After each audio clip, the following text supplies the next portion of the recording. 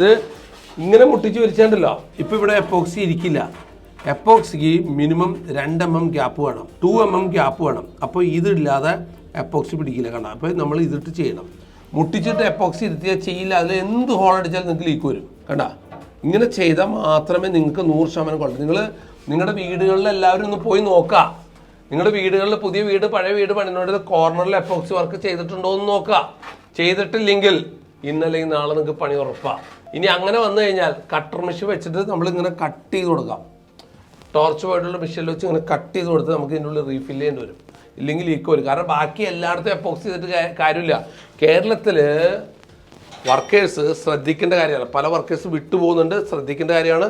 കോർണറിൽ എപ്പോക്സി നിർബന്ധമായിട്ട് ചെയ്തിരിക്കണം. അല്ലെങ്കിൽ നിങ്ങളുടെ പൈസ പോയിരിക്കും. ഹെൽമെറ്റ് ഇല്ലാതെ വണ്ടി ഓടിക്കുന്നില്ല. റിസ്ക് വന്നാൽ നിങ്ങൾ മൊത്തം പൊളിക്കേണ്ടി വരും. പണ്ട് കാലത്ത് ഇതൊന്നും കുഴപ്പമുണ്ടായില്ല. പണ്ട് നിങ്ങൾ എങ്ങനെ ചെയ്താലും ചിലപ്പോൾ നമ്മൾ രക്ഷപ്പെട്ട് പോയിണ്ടാവും. പക്ഷെ എല്ലാ ദിവസവും രക്ഷപ്പെടില്ല. ഒരു സ്ഥലത്ത് അത് വലിയ ബുദ്ധിമുട്ട് വരുത്തും. നോക്ക്, അത് ചെയ്തിരിക്കണണ്ടാ, കണ്ടാ. അപ്പോൾ നമ്മൾ ഇവിടെ മാത്രമല്ല, ഞാൻ മിക്ക സ്ഥലത്തും വർക്ക് ചെയ്യുന്ന സ്ഥലത്ത് പോയി നോക്കിയപ്പോൾ ആരും തന്നെ കോർണറിൽ എപ്പോക്സി ചെയ്യുന്നില്ല. പൈസയുടെ പിന്നാലെ വർക്ക് കൊടുക്കുന്നവരുടെ പിന്നാലെ പോകരുത്.